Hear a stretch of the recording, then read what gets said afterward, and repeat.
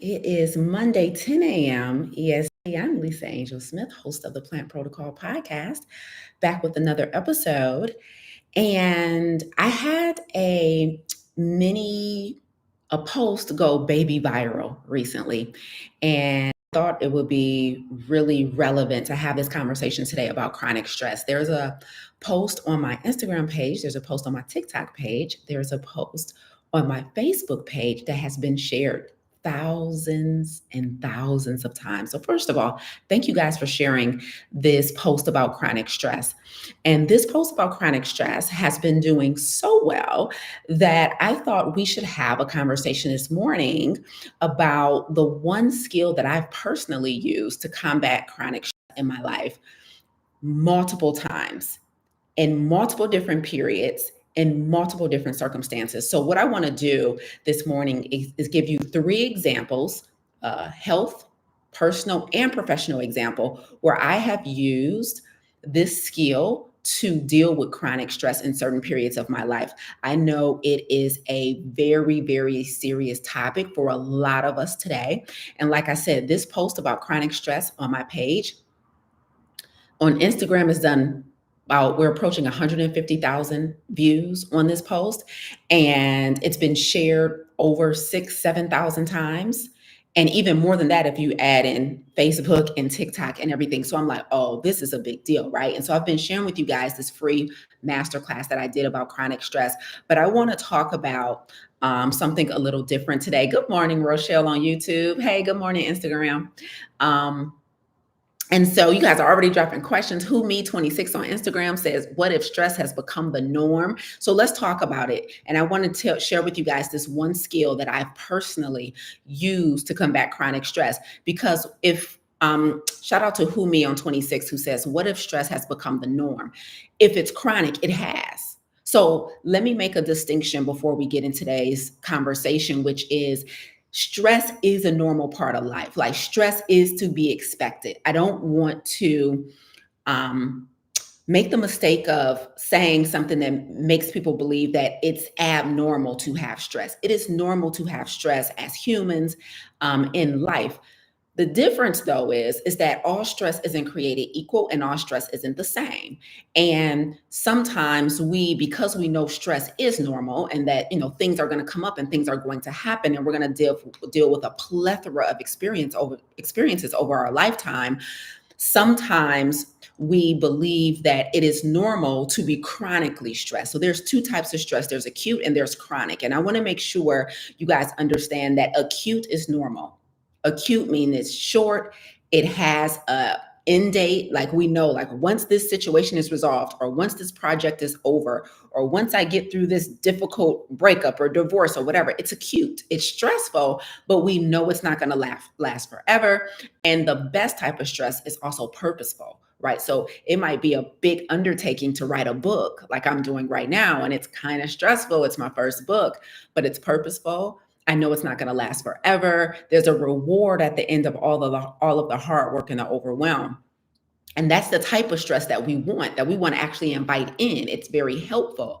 But there are certain types of stress that are killing us slowly. And this is emotional stress. This is chemical stress. This is physical stress that's killing a lot of us slowly. And we do not have a way out.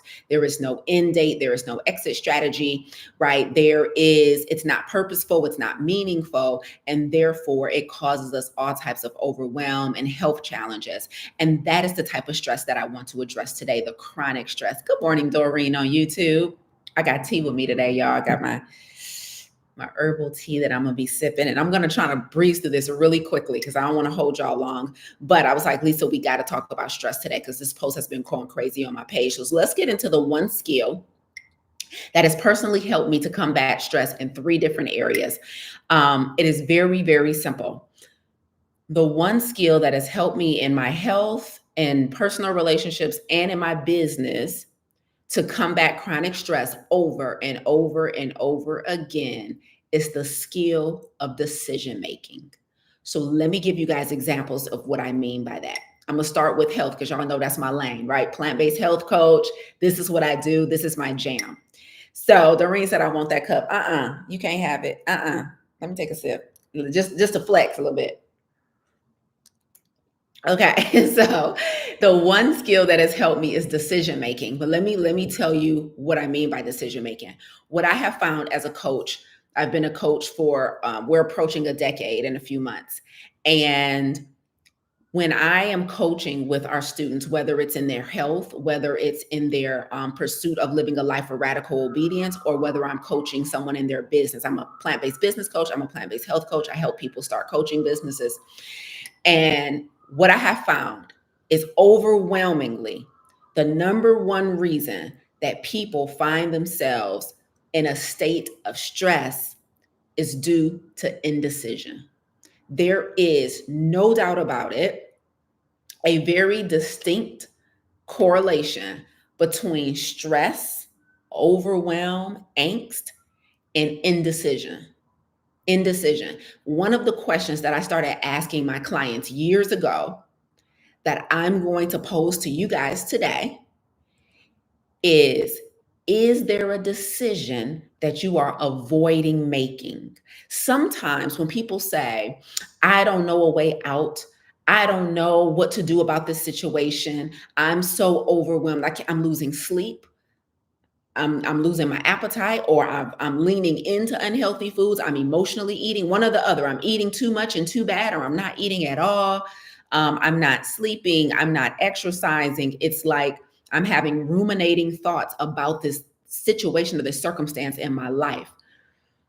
Oftentimes, when I ask them and get them in a private conversation, I'm like, is it that you really don't know what to do? Or is it that you are avoiding making a decision? There is a difference here, guys. I have found that indecision, the unwillingness to make a decision, has caused many people to stay in a state of chronic stress and overwhelm much longer than they would have to. And usually, the reason they are in this state, this overwhelming state of indecision, is because the decision that they're avoiding making is attached to someone else, and they're afraid of the outcome of making that decision. So, like, they're afraid of hurting somebody's feelings, they're afraid of disappointing someone. They're afraid of what other people will think. And so, it is not that I don't know what to do. And I want you guys to be very, very careful with confusing the two things, because if you really think about it, is it really that you have no idea what to do? Like, you don't know what your options are, you don't know where to turn, you don't know where to start. And don't get me wrong, there are some people for whom that is the truth, but there are many more of you for whom the truth really is, I'm avoiding making a decision. And because I'm staying in this gray area instead of being black or white on this issue, it's causing stress. It's causing prolonged angst. It's causing prolonged distress. Right? And so this is the question I need you guys to pose to yourself. Okay, I'm in the midst of this relationship, or I'm in the midst of this job. I'm having this stuff going on in my career, or I'm having this stuff going on in my personal health, or I'm having this stuff going on in my personal finances, or I'm having this stuff going on with this relationship with a family member or a friend, this unresolved thing. Is it really that you don't know what to do that's causing you the stress? Or is the truth that you are avoiding making a decision? Because if I make the decision that I feel compelled to make, like in my body, you know what to do. If I make the decision that I feel drawn to, if I make the decision that I feel compelled to make, it is going to be a domino effect, and feelings are going to be hurt, and things are going to come out, or I'm going to be perceived a certain way, and that in my experience as a coach, in my nearly decade experience as a coach, has been the thing that has caused my clients to be chronically stressed over and over for longer and longer than they really have to be. All right. So I've told you guys that the one skill, the major skill that has helped me in multiple areas is being a decision maker. Now, let me give you several examples. I got 3 examples for you guys. Let's start with the first one, right? Come on, who me at 26 on Instagram. She said it's definitely avoidance. It's avoidance. That's exactly right. Is it really we don't know what to do, or is it just avoidance, right? Okay, so because Brianna on YouTube said, I'm gonna wait to do my hair because I know these edges might get snatched. Yeah, hold off on doing your hair this morning. Like, give it about an hour. Let me snatch the edges and you can lay them back down when we done. So good. Don't y'all start gassing me up. Okay, so listen, here's the first instance. In my health, y'all, I've been a plant-based vegan for a long time. And when I went vegan, I just went vegan. I just went vegan. Like, I went vegan, meaning I gave up all animal products. Vegan is just the absence of animal products. It's not necessarily the presence of plants, right? So when I first went vegan, I'm like, oh, I done lost 60 plus pounds. I'm about to maintain this weight loss. Everything is about to be amazing. And then something crazy started happening. As a speaker, I started getting on stages. As a coach, I started showing up to coaching sessions. And I noticed that some days my brain would be sharp, fire, crazy good. On other days, things will be moving a little slower. It will be harder for me to recall certain information. And I finally put two and two together. I'm like, oh man, I'm experiencing these lapses in my memory. I'm, having this slow processing time. And I realize I just had some sugar. I realize I had sugar last night. Or, if it's an evening coaching session, maybe earlier that morning, I had some refined sugar, right? And I noticed my brain wasn't firing as well as I'm used to it firing. So guess what I had to do? Now, this became a little stressful for me because I had got to a point where, as a speaker and as a teacher and as a coach, my brain is everything. Like, my brain is my bread and butter, first of all, but also my brain is my assignment. Like, God wants me to extend the healthy life expectancy for people of color. And so I can't do that if I'm not sharp. I have to create, right? I have to think, I have to problem solve, right? I have to become a public figure. I got to be on, right? I got to shake hands and kiss babies. I got to remember names. I got to remember science. I got to put together curriculums. I got to create fire content. I got to show up on this podcast and blow y'all minds. And so at any given moment, if my brain is not firing, that scares the HE double hockey sticks out of me, right? And so I was noticing several years ago that started happening. Like, my mind wasn't everything that I was used to my mind being. And I'm like, what's going on? Like, this is not the Lisa that I know. This is not the Lisa that I've taught people to expect. Right? I had taught people to expect fire every time I show up. And I wasn't feeling fire when it comes to my brain. And so when I made the connection between sugar and how quick my brain fires, and when I made the connection between sugar and my ability to recall, I realized I had to make a decision.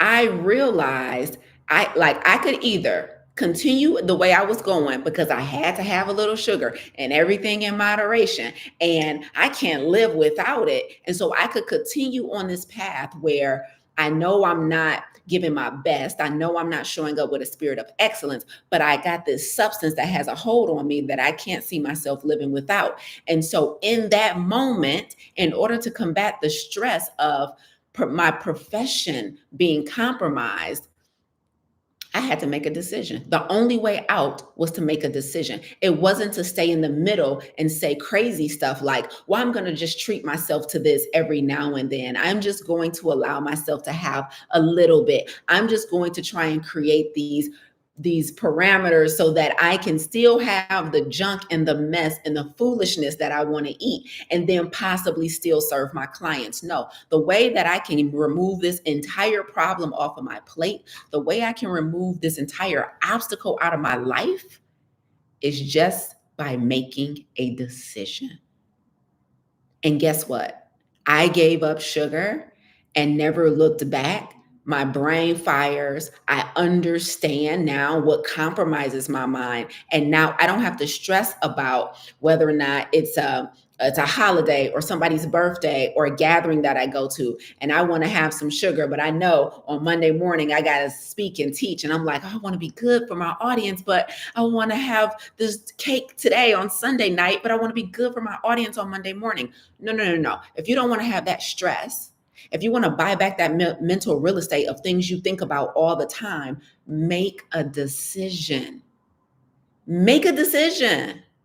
That is I promise you, that is the best skill I've ever developed in order to buy back my mental real estate and free myself from the things that were chronically overwhelming my thoughts. Make a decision. So, that is one example in my health. Let me give you guys two more examples on how I had to make a decision in order to free myself from a stressful situation. Okay. Let's talk relationally and personally right quick. Okay. Y'all know relationships be relationshiping, right? Y'all know relationships be relationshiping. Hey, come on, Instagram. Y'all on like good morning, hello on a Monday. Hello and good morning to y'all too. Okay, so a while back, right? I was in a relationship and in the relationship, we decided to end the relationship. But we ended the relationship quite amicably, like friends. You know what I'm saying? Like I don't be beefing with people. I don't got that type of energy. So we ended the relationship very friendly, so much so that we stayed friends, right? However, that can be really challenging when you love someone, right? So we go from being partners to being friends, but the feelings haven't really changed, but the title has, right? And so I remember trying to be friends with this person, and I'm still in my mind trying to reconcile everything that happened in the relationship because it was an amicable split, but it was still like disturbing, right? And so I'm in my mind trying to reconcile it at the same time, still trying to maintain and pivot to a friendship with this person. And so it became a point where, and the only reason the relationship didn't work out is because we didn't want the same things. It was very basic. It was, I wanted to live one place and they wanted to live somewhere else. That was the whole reason for the for the split, right?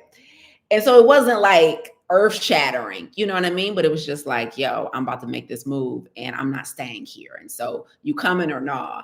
And they like, no, I don't think I can. I'm like, okay, well, we're not going to do the long distance thing. So it was just, we had to go our separate ways, but we still stayed friends because, again, it wasn't an earth shattering breakup. And so trying to pivot to friendship. And then I remember this person said something to me one day that said something about well, now I'm thinking about moving. After we done broke the whole relationship up and everything, he like, oh, now I'm thinking about maybe I need to just get out of here or whatever. And I was upset about it, right? And I remember I'm like, oh, this is next level. I felt disrespected by the comment, right? And so I decided, I'm like, okay, every time I talk to this person, I get like mixed feelings, right? There's like love there, but there's also like irritation there. And I'm like, I apparently, like clearly, I got to make a decision because every time I think about this person, every time I'm with this person, trying to play these two parts of like, we're no longer this, but we're still hanging out and we're still, doing things for one another and being friendly and all this because we have been together for a while. It was too much. I was like, this is too confusing. It's too gray. So now I don't really do friends with people like that. I'm like, either we in or we out. But what I can't do is be confused. Okay. And so I had to make a decision because it was literally overwhelming me emotionally. Like I'm like, okay, it's not that I don't know what to do, right? We've already established that this isn't going to work. And the friendship thing don't work for me. And so I just got to make a decision. And I had to tell this person, I'm like, yo, I'll contact you when I'm ready for you to be back in my life. That was it. That was the last time they heard from me. Like they've never heard from me again because I ain't ready. You know what I mean? Like I'll contact you when I'm ready for you to be back in my life. Now, for you guys, this can be any relationship. This doesn't have to be romantic. It can be familial, it can be friendly, it can be a colleague, it can be a professional relationship. But if there's a relationship that's causing you stress or causing you overwhelm or just taking up too much mental real estate and you just want to buy back that space, I'm telling you right now, the one skill that you have to develop quickly and not just develop, but activate is decision making. It's decision making, right? It's like I can hold on to this relationship because there's some good things about it, but also I don't like the way it's making me feel. And you get to choose how you want to feel every single day. And I didn't want, like, I like to feel good when I talk to people. I don't like to be confused. I don't like to be in gray areas. Like, it's just too much for me because I'm too busy trying to work on this. So I need my business, for me, requires so much mentally and emotionally, like running my coaching company, that I need everything in my life, everything else in my life to be clean cut. Like, I need not have to think about anything else. So at any given moment, if any other area in my life turns gray, it's not black or white, I'm like, oh, we got to fix this.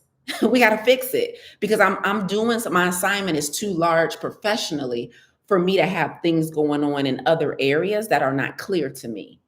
And so for me, I had to make a decision. And I told them, yo, I'll contact you when I'm ready for you to be back in my life. It's what it was, right? It's what it was, right? I love Workplace Vibes on Instagram says, when we pay attention to what our bodies are saying, it helps to move us to decide. 100%. I had a coach a couple years ago that I really love, by the way, Workplace Vibes. And she said, she taught me the language, full body yes. So we were talking about decision making in one of our sessions, and she was just telling us how she makes decisions. And she's like, if it's not a full body yes, then I don't move forward. And I'm like, full body yes. That sounds super fancy. Y'all like manifesting and stuff. Like, what's a full body yes? Like, that don't sound like a regular yes. You know what I mean? But her and there were some other like spiritual people in the group, and they were just teaching me like how to feel decisions and feel things in your body, right? So if it's not a full body yes, or is it a full body no? Like, what's coming up for you? Not just like mentally and intellectually, but like what's coming up for you physically and metaphysically and emotionally, right? All of that is answering and making the decision for you. Come on, Poor Connection on Instagram, pull it together, pull it together. So that part, make a decision. So let's get into example number 3. What y'all talking about here on YouTube? Rochelle said, I'll contact you when I'm ready for you to be part of my life. Classic. I'll have to remember and use this. Absolutely. Absolutely. I'll contact you when I'm ready for you to be back in my life, because right now it's just emotionally it's distressing for me. Emotionally is distressing for me. So let me like break up, get over it, move on. And then we can revisit the idea of X, Y, and Z. But there's not like, we can't just go from one thing to the next that quickly. Like, I need time to transition mentally and emotionally. Right. And so you got to make a decision. That was firm decision making that helped me to successfully exit that circumstance. Let's talk about another one in another area that might resonate with you, some of you guys, which is work and professional decision making. So let me tell you about a time where things had got kind of stressful in my business. So you guys know I run a coaching company, plant-based coaching company. We do plant-based health coaching, plant-based business coach. I'm a business coach. I help people start their own coaching businesses and service-based businesses. And there were several years ago, I think at the top of the pandemic, so maybe about 4 years ago or so, where like financially in our business, I wanted us to go to another level, right? So I had just hired this coach, right? Matter of fact, it's the same coach that taught me this full body yes language, right? So I had a full body yes to her offer and I hired her as my coach. And I remember we were dissecting my business and I was kind of going through her curriculum, and she charged me with the task of raising our prices. So financially, we needed to get to a certain place in business, and her solution to that was like, based on what you're selling, based on the receipts that you have, based on how long you've been doing it, and based on the fact that you're really selling a product that does exactly what it says it's going to do. Like, I was selling our plant-based coaching program, and I'm like, yo, everybody that comes, they lose weight, they start getting off medications, like it goes crazy. She's like, Lisa, your prices are just too low. Okay. Now, here's what the stress was: not that we wanted our business to go to another level. The stress for me in this instance was that my coach was telling me to do something that I was scared to do. I was scared to raise our prices at that time. So my coach was giving me instruction, and I needed to be coachable, but I was afraid to make the decision that she was asking me to make. She's like, based on your goals, and most importantly, based on the value of what you're selling. So we don't raise prices in business just for the sake of raising prices. That's not the best, most ethical way to do it. You raise prices based on understanding the value of what you're selling. So it's like the value of what I'm selling can actually demand a higher price point, right? It's not just about, oh, I think I deserve more. People don't know my worth. No.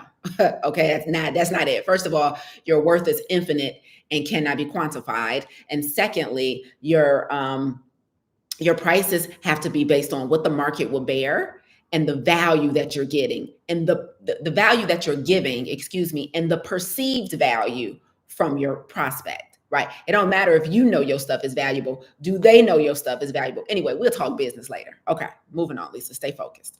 Okay, so the stress here came from, she wants me to raise my prices, and I'm afraid that people won't pay the new price point. So it became kind of stressful. I'm afraid that people won't pay the new price point.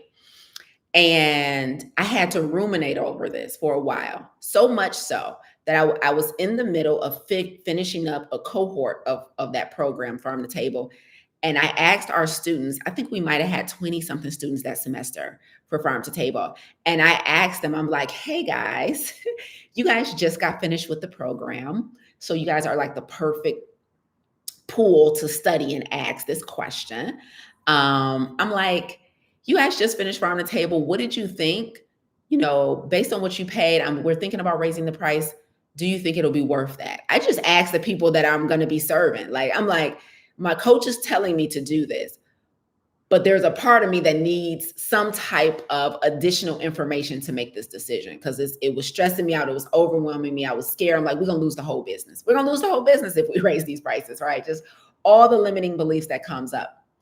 And I asked this particular cohort, what do you guys think about us raising the price of this program? Do you think it'll be worth X, Y, and Z? And when I tell you, overwhelmingly, our students were like, absolutely. Absolutely. You can definitely afford to raise this price. We got this result, this result, this result. It was amazing. Go for it. I would have paid that, by the way. And I'm like, what? And and let me tell you guys, we were raising the price. We were like 4Xing the price. Yeah, we were 4Xing the price, right? So it wasn't just like a $100 bump. It wasn't like a $200, but we were 4Xing the price. We were taking it to from a 3-figure to a 4-figure price point. And they were like, yep. They were like, green light, you got our blessing. And I'm like, that's crazy, right? And so the thing in this circumstance that helped me overcome like the stress that came with making a decision in our business, again, was making a decision about our pricing so we can go to the next level, instead of toggling back and forth about it for a year or months and being overwhelmed and then continuing to not be, from a revenue standpoint, where I thought the company needed to be, cash flow positive, to stay in business, right? And so the stress was alleviated when I made a decision again. Okay. So let me wrap up today by saying this. I told you guys the one skill that has really helped me to combat chronic stress in multiple seasons of my life has been decision making. But I want you guys to catch something in case you didn't. And that is, I use the word skill. I use the word skill, and that is not an accident. So let me make something very clear to you guys, which is this. I said skill because decision making, anybody can do it, but not everyone does it well. Anybody can do it, but not everybody does it well. So what that means is there is good decision making and not so good decision making. And so the thing I want to leave you guys with today, right, is if you're going to use the skill of decision making in order to combat chronic stress in your life, meaning you're going to get out of the gray areas and you're going to start pulling the trigger on decisions. You're going to make firm decisions to buy back your mental real estate. The thing that you need that is a prerequisite to being a good decision maker is emotional intelligence. Okay? There's a difference between making decisions, which more people need to do. That indecisiveness will take you out the game. But then you graduate eventually and hopefully as quickly as possible from you go from indecisive to decisive, and you go from decisive to being a good decision maker. And there is a difference. And you have to have good decision making skills in order to be able to then trust yourself going forward. Good decision making comes from emotional intelligence, because if you have not mastered the art of making decisions without being in a heightened state of emotion, then you are going to find yourself right back in the state of chronic stress. So chronic stress can be alleviated for a lot of us, not everybody. Some people really are in places where they don't know what to do. They don't know what their options are. But many of you are just avoiding making decisions. I know it for a fact. I've been a coach for a long time. I've seen it over and over and over again. We're avoiding making decisions, and as a result, we stay stressed out. And then we stay stressed out because we're avoiding making decisions because we don't feel like we can trust our decision making. And we can't trust our decision making maybe because we've had a history of making not so great decisions. And part of the reason we have a history of making not so great decisions because for many of us, our EQ is below average. For many people, their IQ is below average, and that's a sad, sad state, but that ain't none of y'all. Don't nobody follow me with low IQs. But for a lot of people follow me with low EQs. We don't work so hard on getting our IQ up, degrees, certification, years of experience. Like y'all super smart. Y'all, yeah, y'all should have capes with super smart on the back. Y'all IQ ain't a problem. EQ, problem. Okay. So that means you get in your feelings and you make self-destructive decisions. You get in your feelings and you eat. You get in your feelings and you abandon your exercise regimen. You get in your feelings and you start talking reckless to people. You get in your feelings and you start self-deprecating. You get in your feelings and you don't make the best decisions. So your IQ, you can let your foot off your gas. You can let your foot off the gas a little bit on your IQ. You good. Like what you've learned so far is probably you good.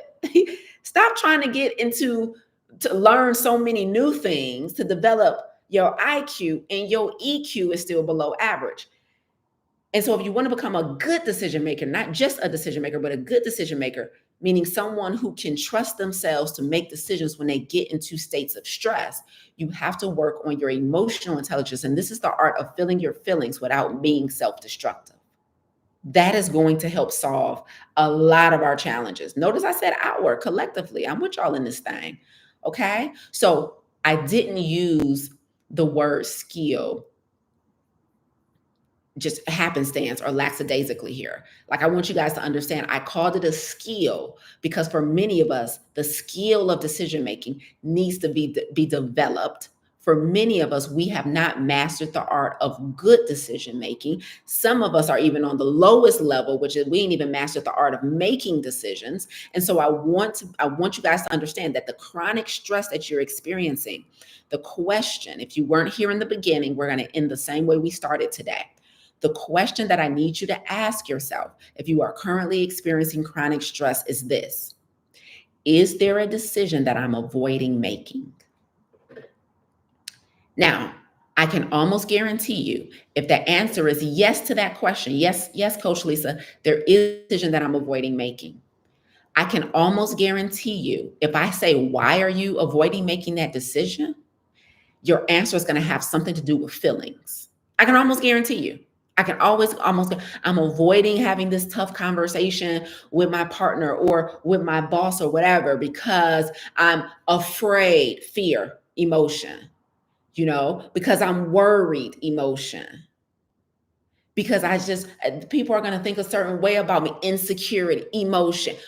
Everything is coming back to our inability to process or deal with or anticipate emotions in a healthy way. And so we stay in states of undesirable circumstances because our decision making skill, like our decision making muscle, is weak. It's weak. And so we got to start making decisions. We got to start making them quicker, and we got to get better at making them. And we do that by driving up our EQ. driving up our EQ. Okay. So I hope this episode was super helpful for you guys today. If you guys want to know 6 ways that I've personally improved my own emotional intelligence, then I will invite you to episode 45 here on the Plant Protocol podcast. Episode 45 is called 6 Ways That I Improved My Emotional Intelligence. That will jumpstart a lot of you guys into a life free of chronic stress. Okay. What's the skill? Decision making. How do I get better? Improve my EQ. Where do I start? Episode 45 on the Plant Protocol podcast. Okay. Love you guys. You guys are great.